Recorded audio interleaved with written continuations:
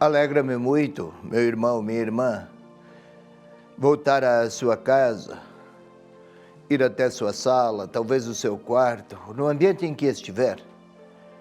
Chego até aí, para a leitura orante da palavra. Deste 27º domingo do tempo comum, e a palavra do Evangelho que a Igreja propõe para os seus filhos neste 27º domingo é Mateus capítulo 21, versículos 33 a 43. Vamos à leitura, como sempre, para então explicar.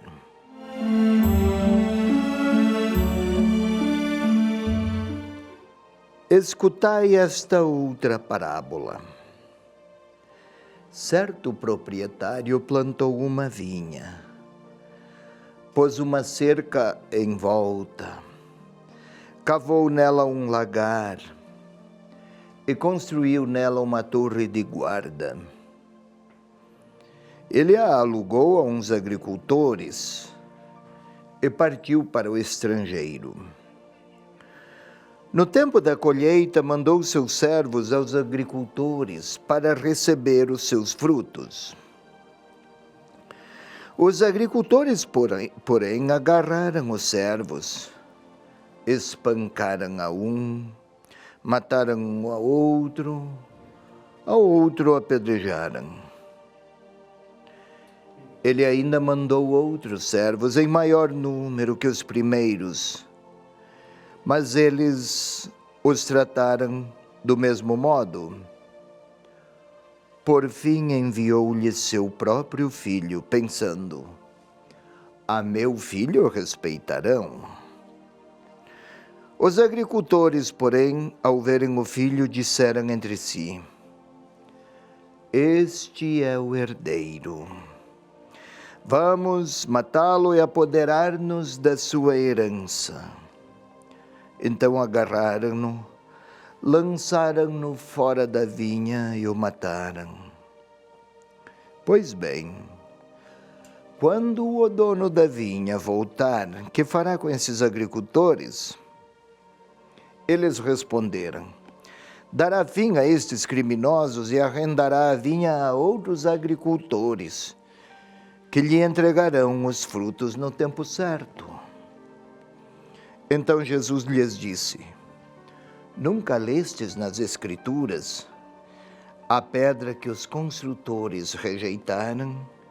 Esta se tornou a pedra angular.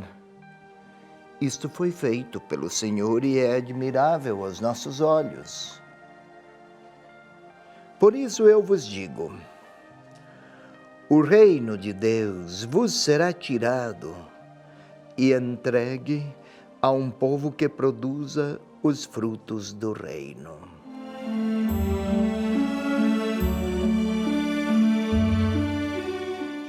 Vigésimo sétimo domingo do tempo comum. Vamos observar. Jesus entrara em Jerusalém. Se lembra bem, estamos no capítulo 21. Jesus entrara em Jerusalém. Até fora bem acolhido pelo povo, cavalgando um jumentinho, lembra bem? Mas depois de ter entrado em Jerusalém, Jesus foi ao templo. Deparou-se com todo aquele comércio, todo aquele mercado e todo aquele jogo de interesses. O templo era fonte de lucros, de exploração inclusive. E o Senhor fez a purificação do templo, expulsou os mercadores de lá, usou chicote inclusive. Isso no capítulo 21, ou melhor, logo depois de ter entrado em Jerusalém, houve a purificação do templo. Uma outra imagem é a da figueira, lembra? A figueira muito verde, em folhas, mas nenhum fruto. Outra imagem para falar de Israel, como repleta a imagem de vida vegetativa, mas sem frutos. Também questionaram o Senhor sobre a autoridade, com que autoridade ele fazia o que fazia, a purificação do templo. Isto é, as relações de Jesus com os doutores da lei, com os chefes do judaísmo, com os componentes do sinédrio era muito tensa. E num encontro marcado por tensão, perguntava-lhes com que autoridade Jesus fizera a purificação do templo, já estava elevada a temperatura, digamos assim. Aí Jesus continuou, e então veio esta parábola. Os agricultores, vinhateiros, assassinos. Vamos entender. Era comum naquele tempo que os proprietários da terra, especialmente na região norte, na Galileia, tem uma planície lá chamada planície do Esdrelon. Uma planície muito fértil, solo muito produtivo, muito, de grande produtividade e de ótimo dinamismo econômico.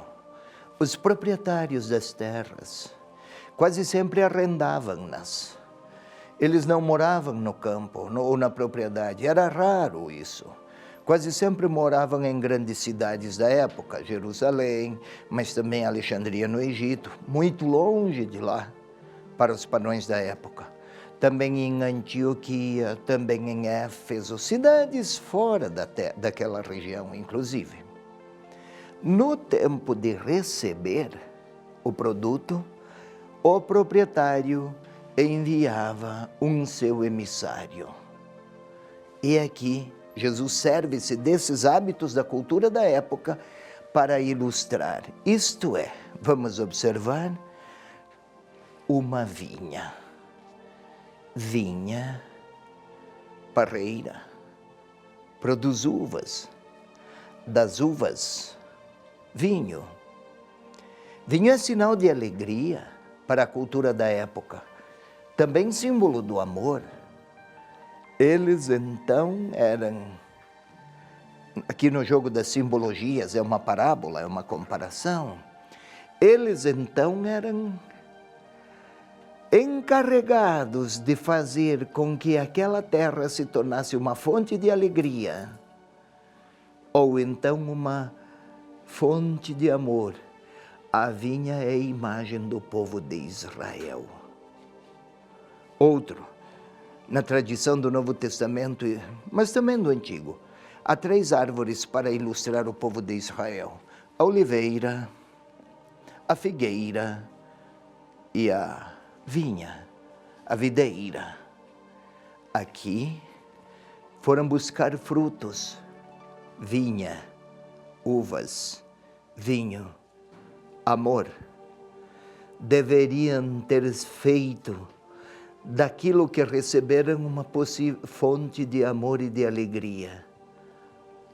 Os primeiros emissários foram assassinados, imagem dos profetas.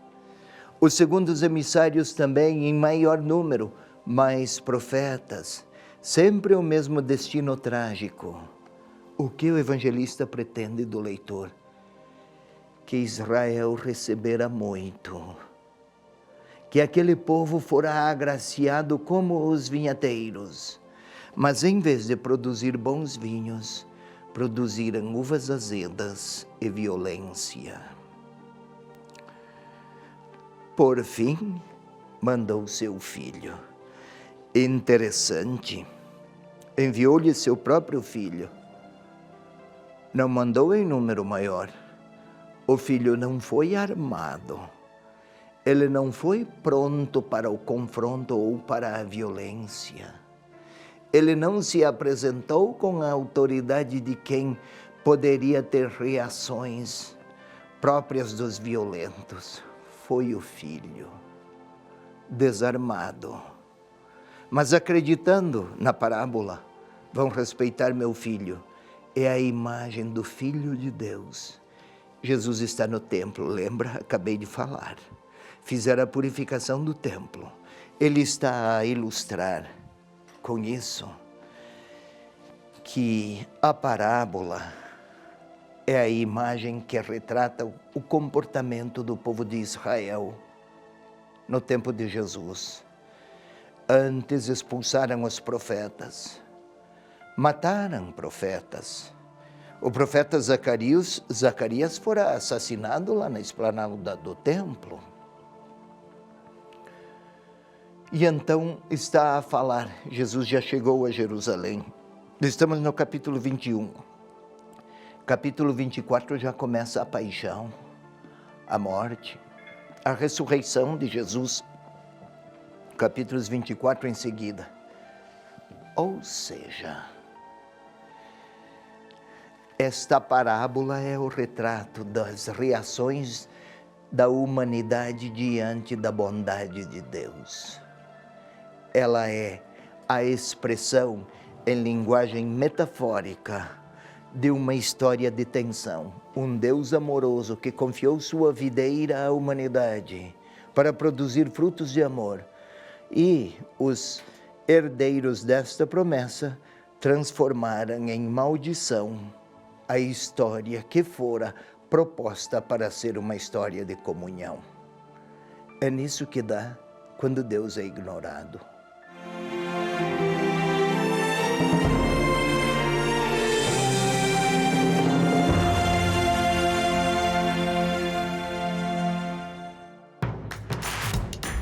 Não perca mais os vídeos da TV Evangelizar. Inscreva-se já!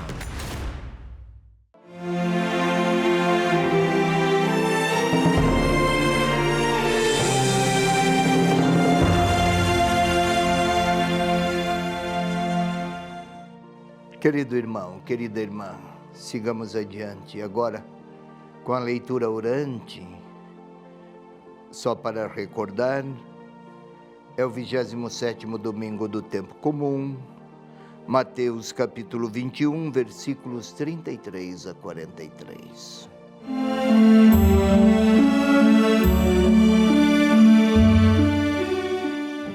Predisponhamos, preparemos o nosso corpo à oração.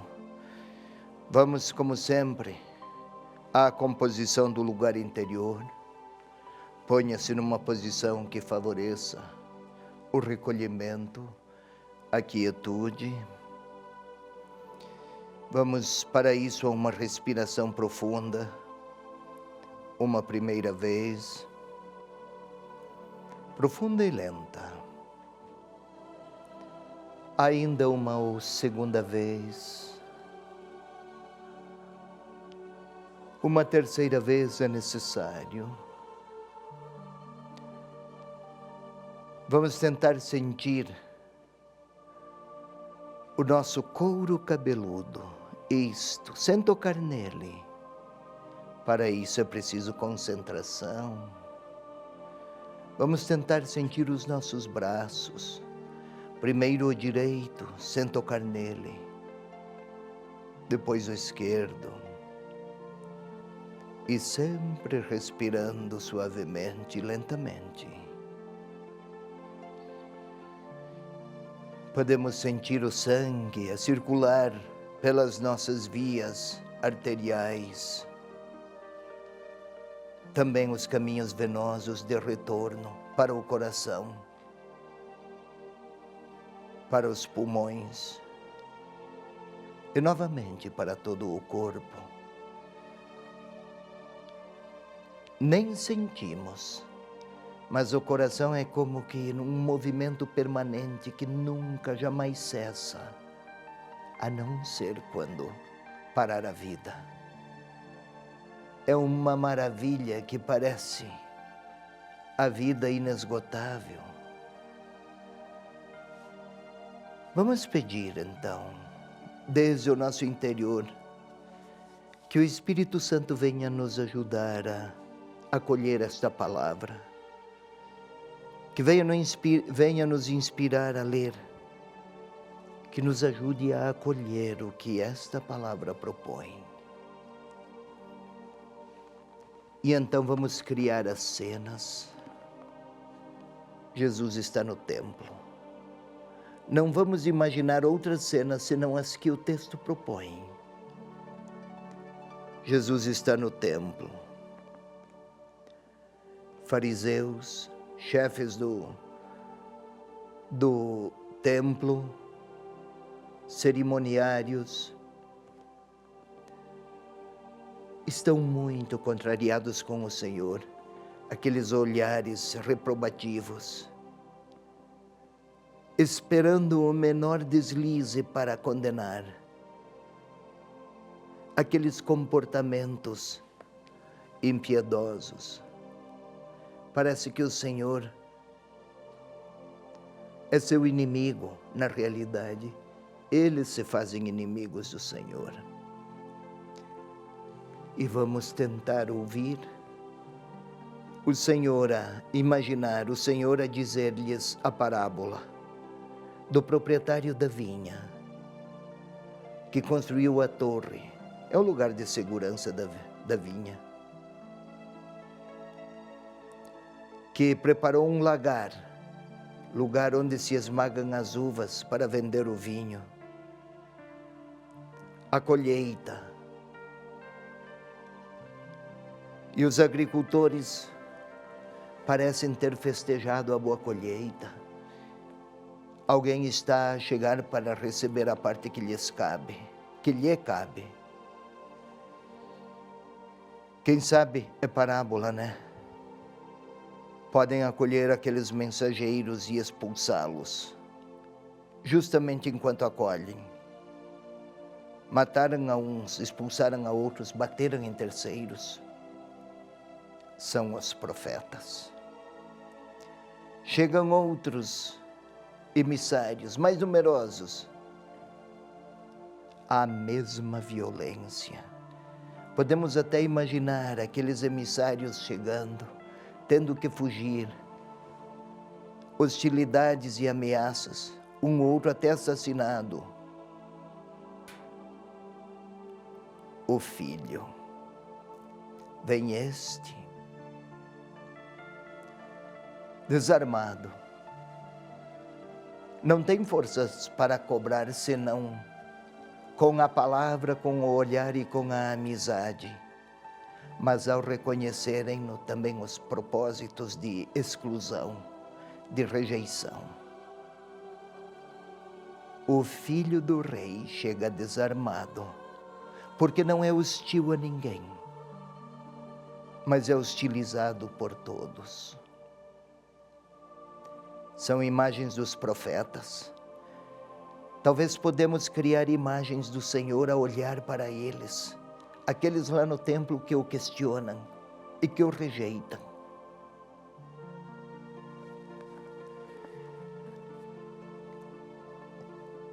E agora podemos observar ao final da parábola o Senhor a lhes dizer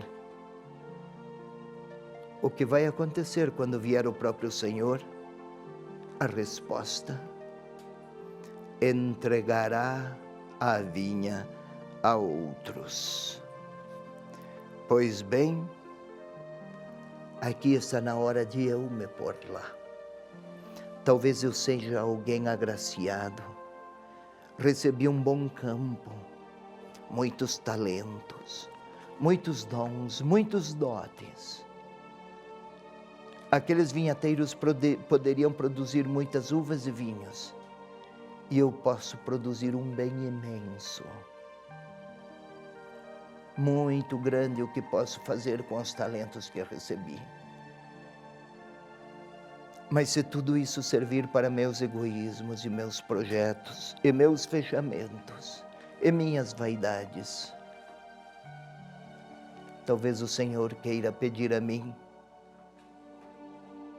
quanto bem estou eu a fazer com tudo o que recebi? E aqueles da parábola desencontraram-se, hostilizaram a um, mataram outro, até o filho foi assassinado. O que há em mim? Eu posso olhar para mim, Deixar o Senhor que conta essa parábola agora olha para mim. Eu estou lá no templo, naquele círculo de pessoas tentadas a hostilizar o próprio Senhor. Ele não me hostiliza, não me condena, mas pede de mim uma resposta. Talvez Ele aguarde que eu lhe diga: o que vou fazer com os dons recebidos? A quem farei o bem? A quem serei uma fonte de bênçãos? E o Senhor permanece com aquele olhar fixo para mim, estando Ele a pedir quase, a indagar: o que oferecerei da vinha que fui premiado? O Senhor está a esperar uma palavra minha, que eu lhe diga. Qual é a graça? Para quem serei graça? Produzirei vinho, símbolo do amor. A quem vou amar, com a capacidade de amar que dele recebi. O que apresentarei das vinhas? O que apresentarei dos dons, das gratuidades, das possibilidades e das riquezas que recebi por pura benevolência? Se tudo isso se tornar apenas motivo para as minhas grandezas, talvez eu me iguale àqueles vinhateiros homicidas. O Senhor continua a olhar para mim e a pedir: que vinhos tenho, que frutos produzi, qual o bem que eu fiz. E eu preciso, Ele espera a minha resposta. Sou chamado a oferecer a minha palavra orante. Agora é para que eu fale ao Senhor o que farei com os talentos, com os dotes, com os dons que dele recebi. É hora da minha palavra.